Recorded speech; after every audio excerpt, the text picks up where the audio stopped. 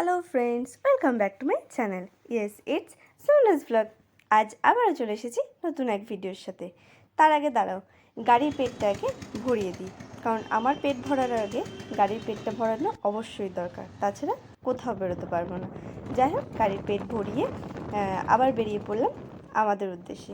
না, আজ যাচ্ছি একটু বাজার মানে টুকটাক কিছু কেনাকাটি আছে, পুচকির জিনিস, তাই যাচ্ছি বোলপুর। আর টুকটাক কেনাকাটি আছে কারণ হচ্ছে আমরা একটা জায়গায় ঘুরতে যাব কিছুদিন পর। কোথায় যাব না যাব সেগুলো থাক, সেগুলো যখন যাব তখনই জানা যাবে। যাই হোক, তার জন্যে কিছু টুকটাক কেনার, মানে আমার জিনিসও কয়েকটা কেনার আছে, এদিকে মেয়ের জিনিসও টুকটাক কেনার আছে। আর মেয়ের বাবা যাবে না, মানে আমি আর আমার মেয়েই যাব। চলো তাহলে কোথায় যাচ্ছি। আর এটা হচ্ছে আমাদের গীতাঞ্জলি হলটা তো পেরিয়ে গেলাম। যারা বোলপুর বাসিন্দা তারা সবাই জানো। আর গীতাঞ্জলির পাশেই হচ্ছে নবান্ন মেলা। দেখো, নবান্ন মেলার গেটটা কিন্তু বেশ সুন্দর করেছে। এই দেখো নবান্ন মেলার গেটটা আর কি খুবই সুন্দর, তাই না? তারপর আবার কি, পুরোপুরি সব কিছু পেরিয়ে সোজা চলে এলাম আমাদের উদ্দেশ্যে, মানে আমরা যেখানে আমার যেখানে যাওয়ার কথা, এই যে বিশাল মাঠ। আর বাচ্চাদের জিনিস হোক বা যে কোনো জিনিসই হোক বেশ সুন্দর থাকে, মানে মোটামুটি একদম কি বলবো, মানে বেশ একদম মিনিমাম রেঞ্জের মধ্যে, যে ঠিকঠাক। যাই হোক, আমার ভীষণ পছন্দ, জানি না আর কার কীরকম লাগে না লাগে।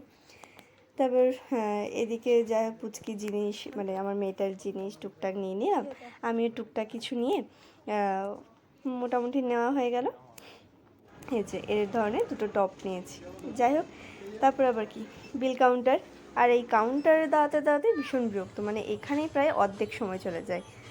তো সব কিছু নিয়ে বেরিয়ে পড়লাম, কারণ এসেছি যখন কিছু তো খেতে হবে।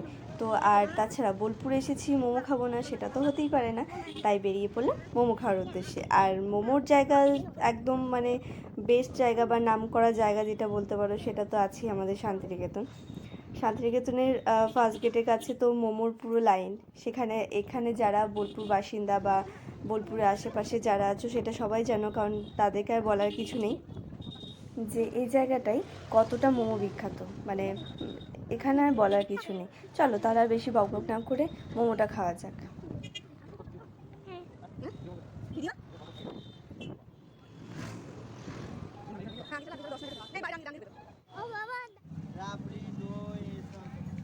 তাহলে চলে এসেছি এই যে মোমোর দোকানে। আর মোমোর দোকানে এসে তো আর বসে থাকা যায় না, মানে আর তর্স হয় না যে কখন দেবে। যাই হোক, তারপরে 2 প্লেট ফ্রাই মোমোর অর্ডার দিলাম। ফ্রাই মোমো কিন্তু বেশ টেস্টি লাগে, ফ্রাই মোমো যে খারাপ লাগে তা না, কিন্তু ভীষণ গরম থাকে না, খেতে প্রচণ্ড অসুবিধায় অনেকটা টাইম লাগে, যেটা স্টিম মোমোয় এতটা লাগে না। আর মানে ফ্রাই মোমোতে কী হয়, মানে শক্ত থাকে তো সেই মুখের ভিতরে সেই একদম কেটে যায়, খুব অসুবিধা হয়।